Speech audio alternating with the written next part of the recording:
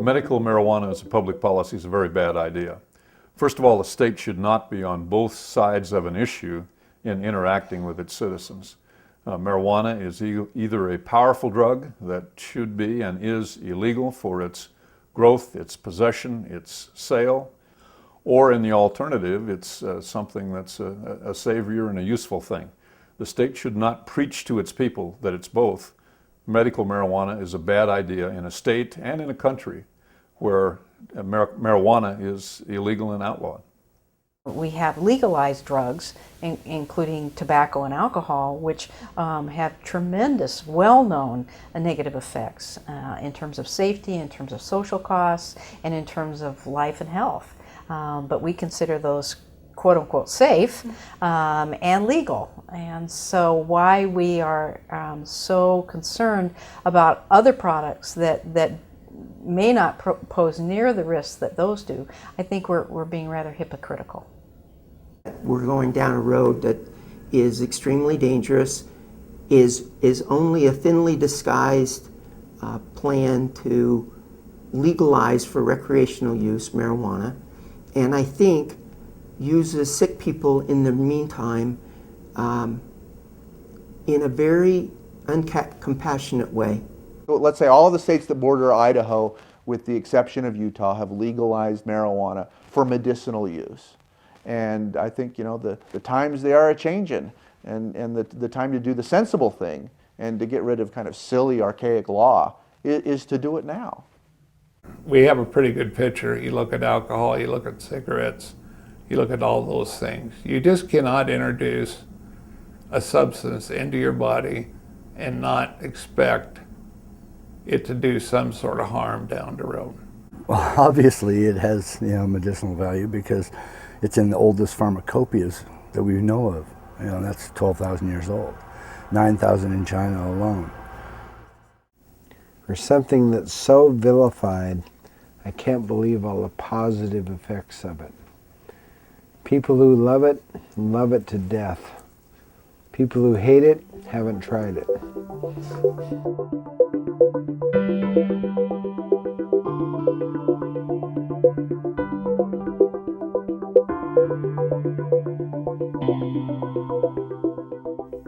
Cannabis has been associated with the left-wing politics in America. It was associated with the counterculture. And the counterculture itself was profoundly offensive to a lot of more conservative Americans. It was associated with the anti-war movement. The anti-war movement was also offensive to some Americans. Part and parcel to all that was the legalization of marijuana.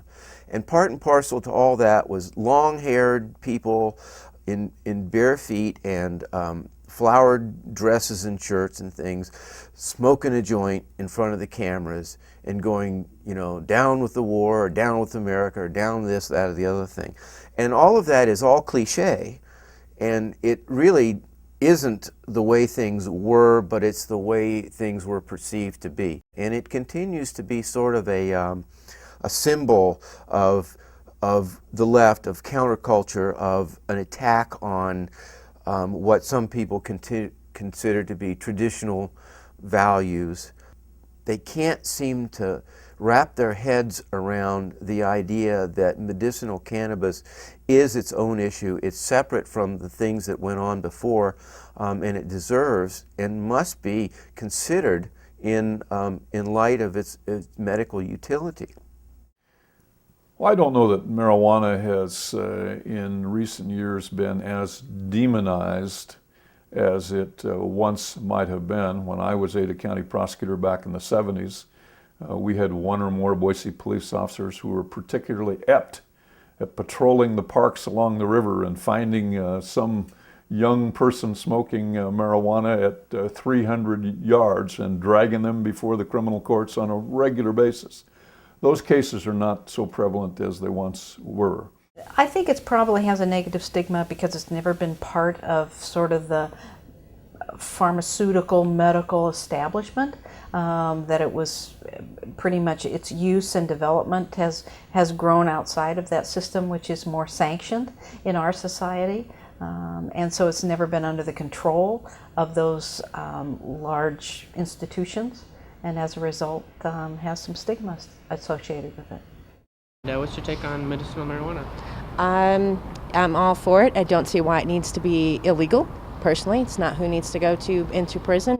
It can be legalized, then they can measure how much THC is in it, and it's more controlled. And it'd probably just be best. It's not going to stop anybody. Does it stop anybody that it's illegal? It doesn't stop anybody from smoking it. So I just don't see why it can't be used to benefit others.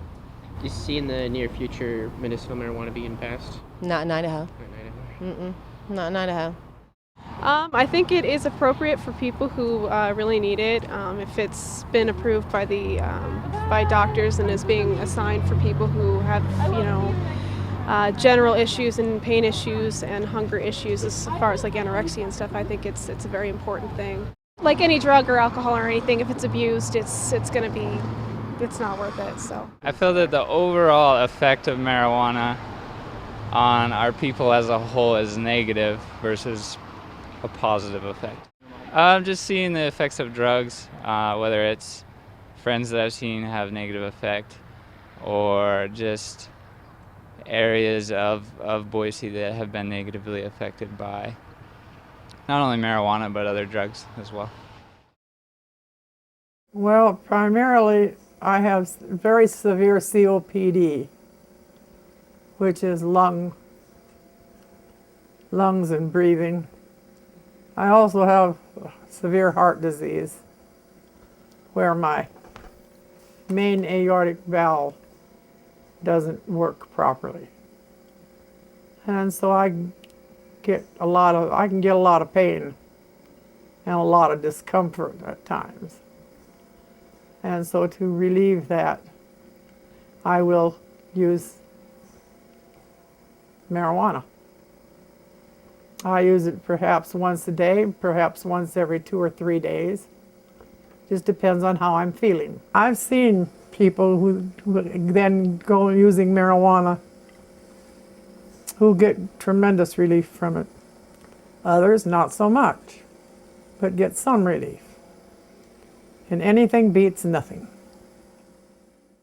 On June 23rd, 1986, I was hit by an automobile while I was flagging in the state of Utah.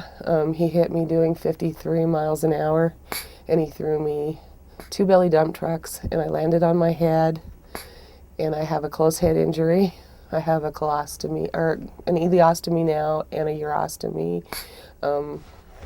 He did a lot of damage through my pelvis. It's time. It's time for Idaho to go legal. It's time for the lawmakers to change.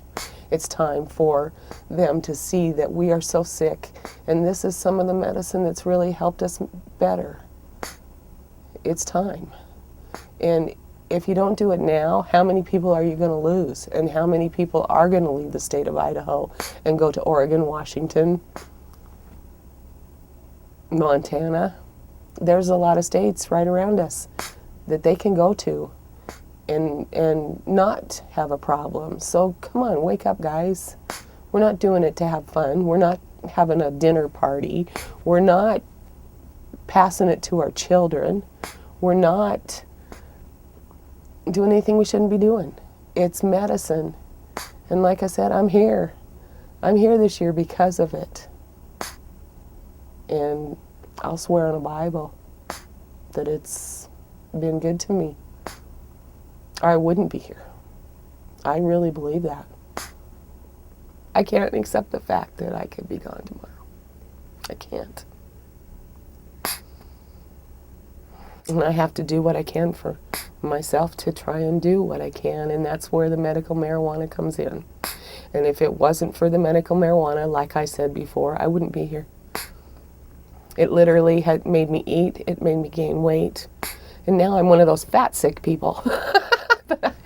My current condition is that I'm classified as C4 incomplete, which means that the spinal cord is not severed, it is just bruised.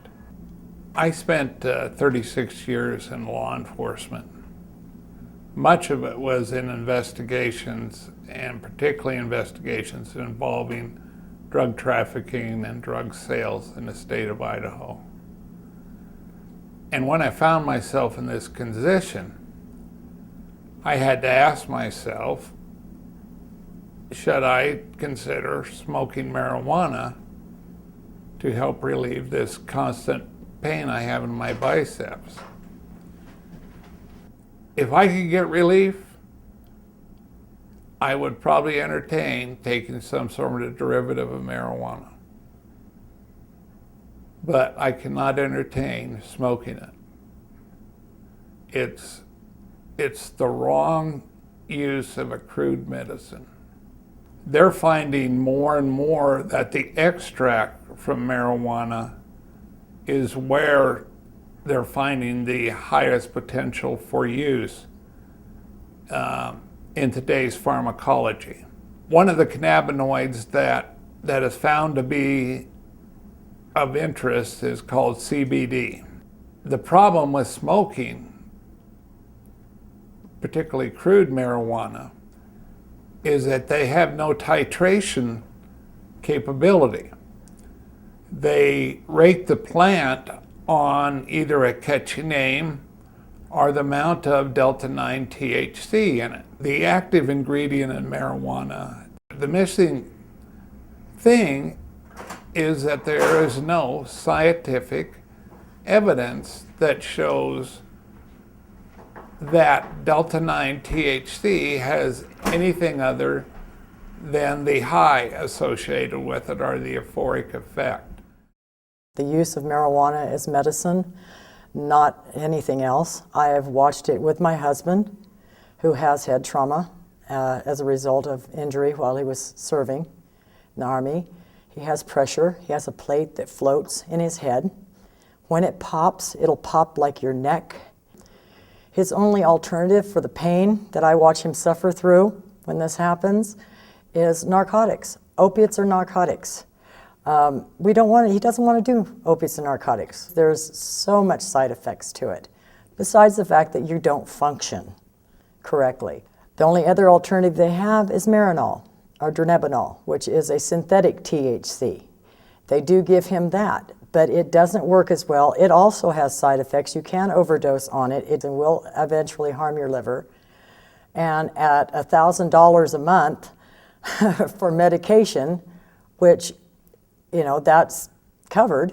Thank goodness it is covered, but it still doesn't work as well as the marijuana has worked. The problem with morphine is that it makes you really zooey, and you're not capable of life or thought. So anything that helps take away pain and leave you the person you are, I think is very, very valuable. Marijuana is an ally in my day-to-day quality of life, period. I was diagnosed with anxiety and panic when I was probably 38 or 39. And it was a few years later before I started employing cannabis for it. And my first experience with pharmaceuticals was a nightmare for me. It didn't work. I was on a couch for 2 months. It was debilitating.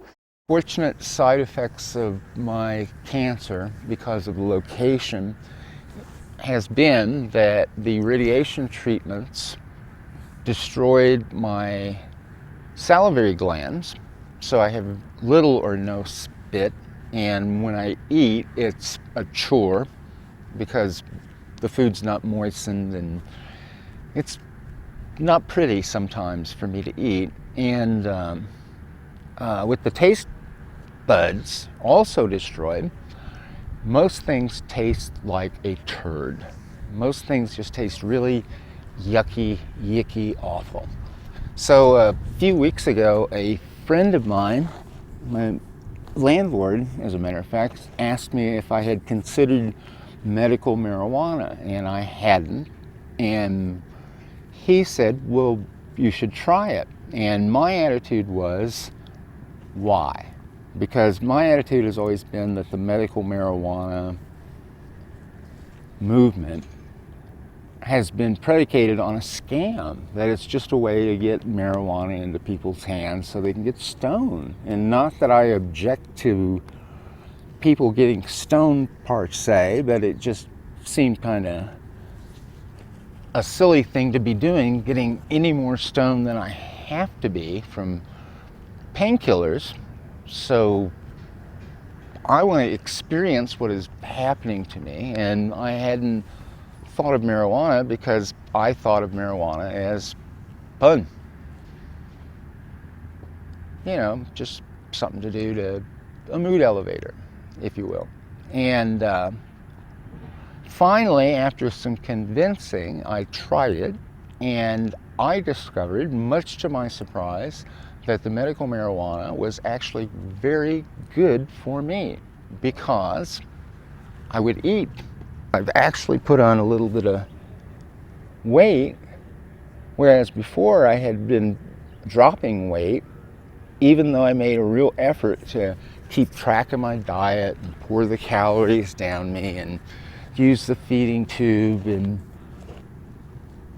I also noticed that the euphoric parts that I had remembered were a real help, because you can fall into a pattern of being totally absorbed with having cancer, and it tends to be a nice break from all of the moribund, all of the black thoughts that I tend to think,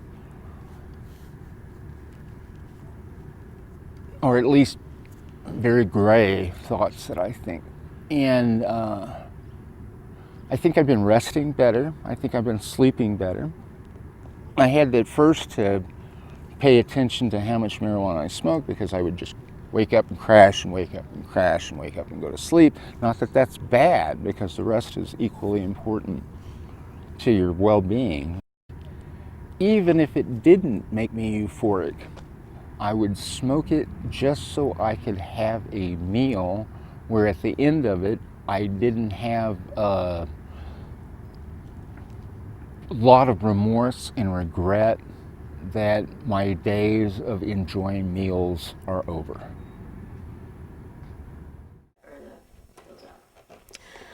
These are what I take in a day.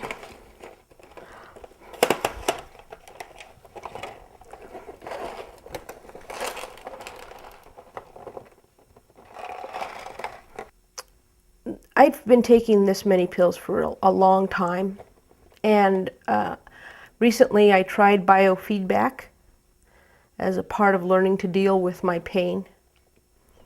And you have receptors that are put on your fingers, and then through the wires that go into the computer, it can tell if you're excited, or what your heart rate is, various factors. But because I've taken so much medication, pain medication specifically, it has reduced my ability to get my nervous system's reaction to make the biofeedback machine work in any way. I was born and raised here in Idaho, and I feel like I'm being told that I have to leave my home, that I can no longer be an Idahoan because of something that has happened to my body, and I did nothing to cause this fibromyalgia. It was just my disease to get. There's nothing I can do to stop it. I went through pain clinics. I've dealt with this disorder for a long time in different ways, legal ways, and a lot of things have helped. Learning to relax more, but nothing has been as effective, as immediately effective as medical marijuana. I really am afraid of using it. And not because of what it will do to my body, because it helps me, but because of the law. You know, what will happen. I have people in my family that are associated with the legal system. And I just don't like breaking the law. That's not something that's okay with me. I'm a pretty good citizen, and I like being a good citizen. And it's just sad that I have to be so secretive in getting the pain relief that I require.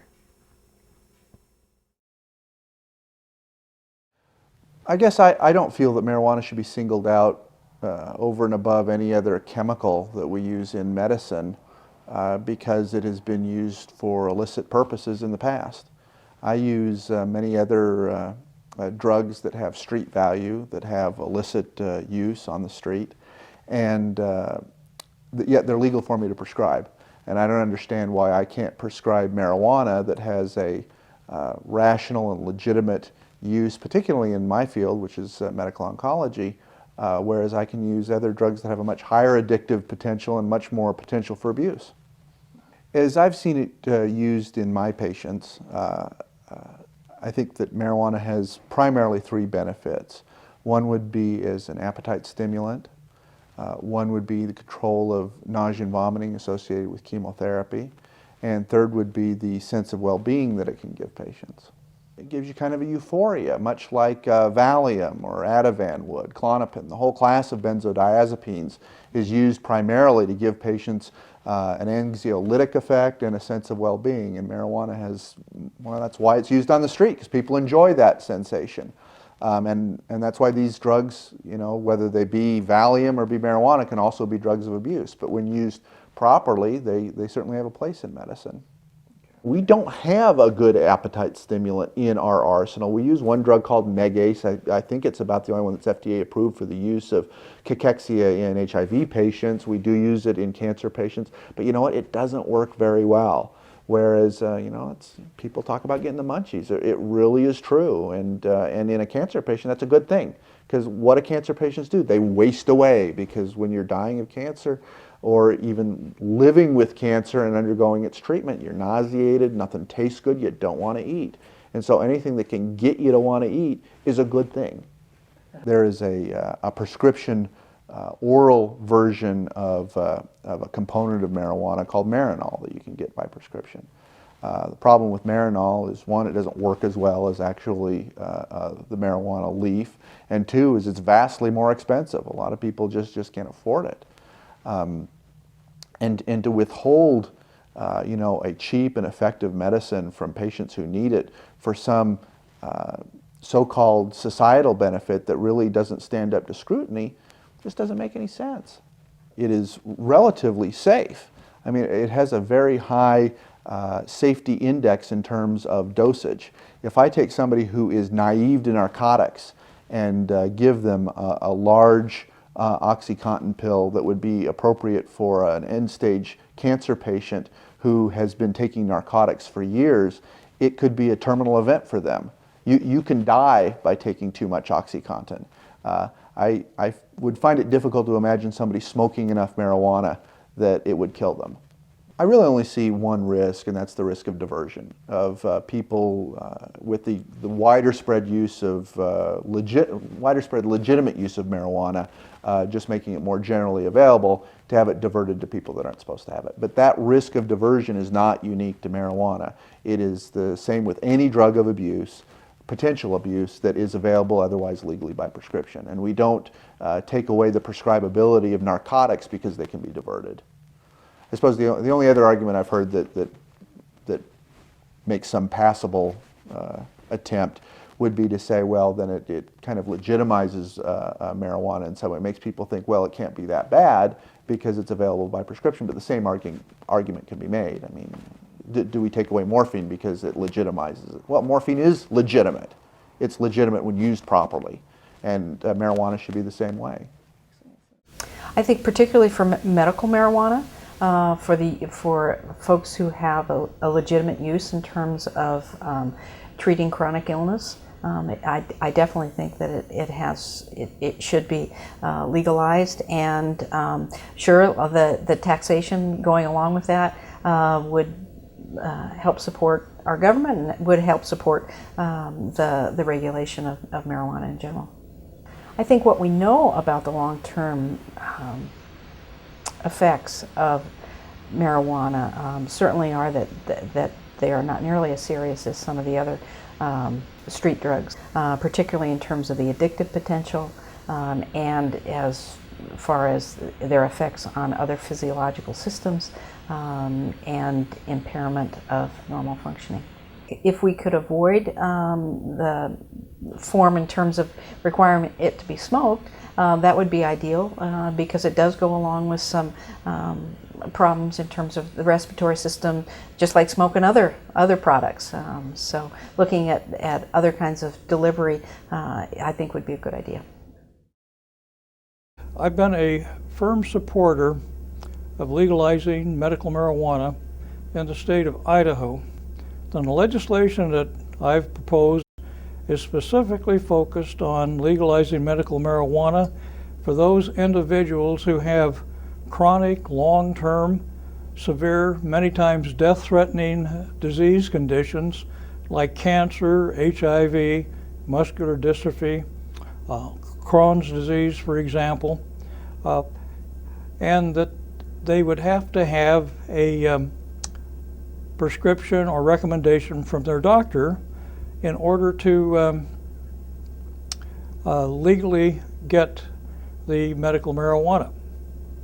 Other main features of the legislation, which are patterned after legislation in the state of New Jersey, where the bill was signed off by Governor Christie, is the fact that no marijuana would be grown by the patients. You'd have to buy it through a nonprofit dispensary, strictly under the administration and oversight of the Department of Health and Welfare.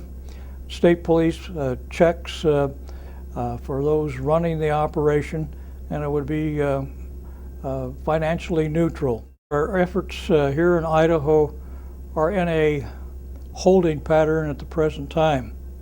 One of the problems has been that in some of our surrounding states, legalizing medical marijuana went through an initiative process.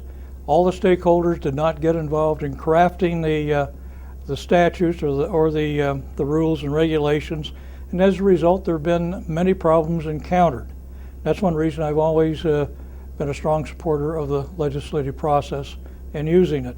When it came to the Idaho legislature, it piqued everyone's interest, and we started, we read through the legislation, and there were some concerns from all different kinds of areas. The one thing that we have prided ourselves here in the Office of Drug Policy is to really do a lot of research. We bring in law enforcement, we bring in others that help us try to really understand the policy around legalizing marijuana for medicinal purposes. So when you have a medical doctor come in and his main job is to help people that are in pain. And so I asked him, obviously we don't have medicinal marijuana here, so they can't prescribe it. And he said, but nor would I feel after I've taken my oath to be a physician that I should or could, because I'm concerned. And his concern is, I don't know how to dose it. Marinol has been developed, and the doctor tells me I know how to dose that.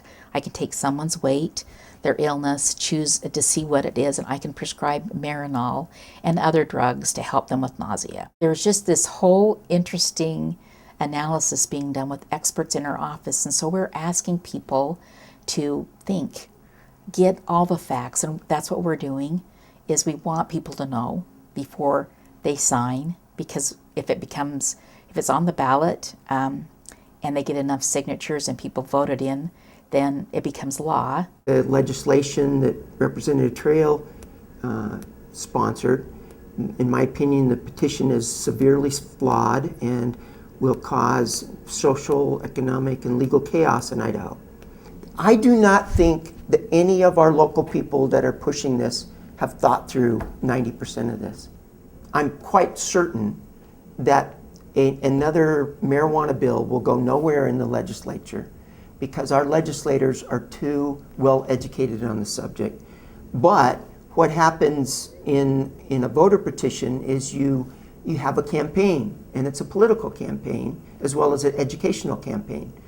What I know, based on researching what's happened in other states, is that some very powerful lobbying groups, pro-drug lobbying groups out of Washington, D.C. and New York, will come into Idaho and spend literally $400,000 to $500,000 in media buys to convince people that marijuana smoke is medicine. The thing that most people don't understand, and this is the most mind-boggling thing to me, every state that has medicinal marijuana laws has created a situation in which every person involved in the system, including state employees who administer the system, are potentially violating federal law.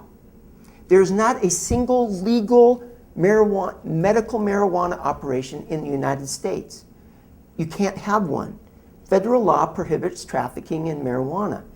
Marijuana is a Schedule I. Certain amounts in trafficking, selling, get you arrested. I have good friends that are in pain every day, and I'd do anything to help them, but smoking marijuana is not their solution. Research and getting things approved by the FDA, I'm all for that. That's the answer. It has not been approved by the FDA, which also means it has not been approved by the DEA to use. Smoking marijuana, I don't think will be it. I think it'll be some sort of derivative of marijuana, similar to opium, which you can get codeine and morphine from, or the coca plant that you can get xylocaine, isoniprocaine, novocaine from for the relief of, short-time relief of pain. I think that's where the science is going to be. It won't be with the crude plant. It will be with the extracts.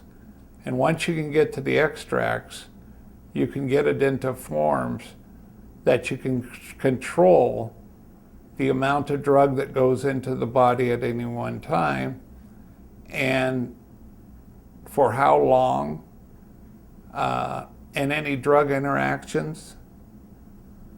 Because what is scary to me, and one thing I face every day they change my medicine, is it going to have a drug interaction with something else I'm taking?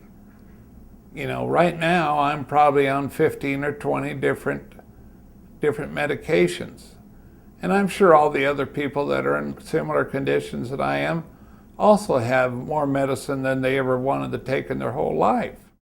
Well, the fact that Oregon, Washington, Nevada, and Montana have adopted a medical marijuana policy isn't any good reason why Idaho should do the same. We're a conservative state, we're a law-abiding state, and we expect our citizens to respect the law. Giving them signals, mixed signals, as a state is a bad idea and confusing and inappropriate for the state. We've got to stop filling our prisons with people who've had 2 or 3 ounces of marijuana or something, because we have the largest prison numbers in the whole country, in the whole world. Another thing is driving while intoxicated. Right now we have a limit for alcohol. It's 0.08 in Idaho. States are now struggling with what is the percentage of Delta-9 THC that can be in the blood or urine before you're considered intoxicated. You know, one state will set it this way, one state will set it that way. And without knowing that, if you're a law enforcement officer, pull over somebody who's driving erratic or strangely, you pick up on the fact that they're smoking marijuana, but you have no standard to determine if they should be taken in, should be let go. You know, we kill a lot of people on our highways right now with alcohol. And I've heard the argument that marijuana is not the same, it makes you drive slower, but your reaction time are still impaired, your perception can be impaired, and now we're going to have another drug that we have no standard for determining intoxication.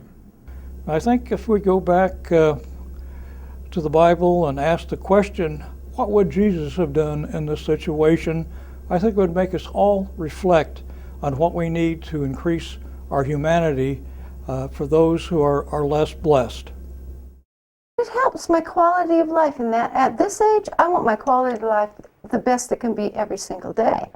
I don't want to go through life being stoned to relieve a little pain. It takes away whatever enjoyment I have of the day. If I had to go through this without medical marijuana, I'd be experiencing that pain as if it were something sitting on my chest. Now it's something that's sitting over in the corner, and I'm able to go on with my life.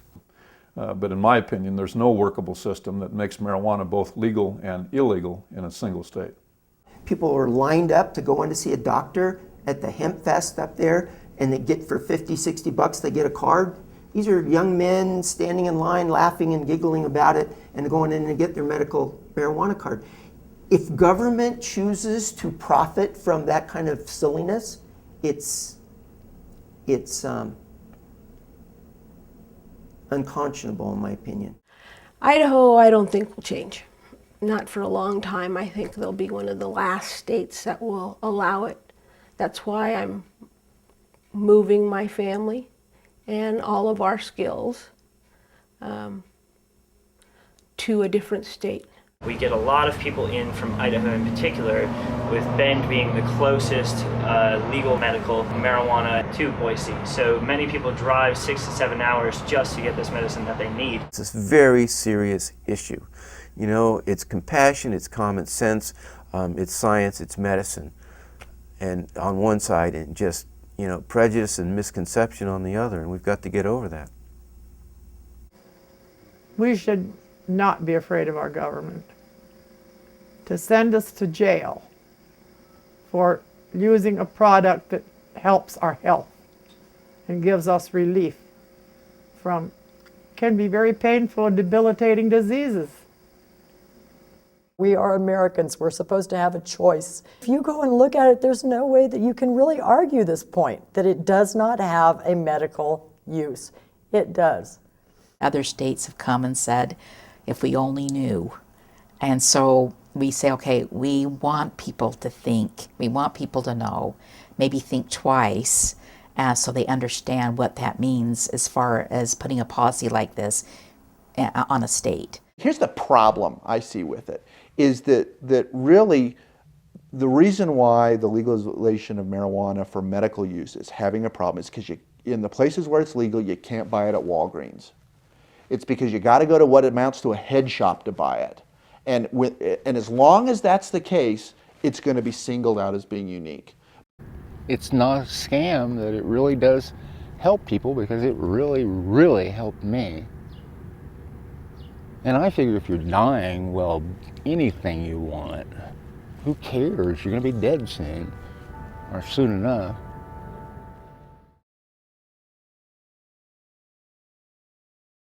It's problematic for me because kids are our future. Well, I think it's going to happen nationally first. I really do. Because I think that's one thing that Idaho legislature is, shall we say, very provincial. It was such a mainstay in our society that we used it to pay taxes. It's amazing that the people that my age,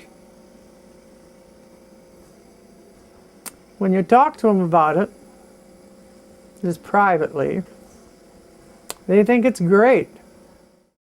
I think if I were an oncologist, I would have plants there at the office and say, well, here's your plant. you know what? It's important that I'm showing I have a face. I am sick, and I'm not hiding anything. Why hide? Why run? My doctors all know I'm doing this. My pharmacists know I'm doing it. Everybody knows.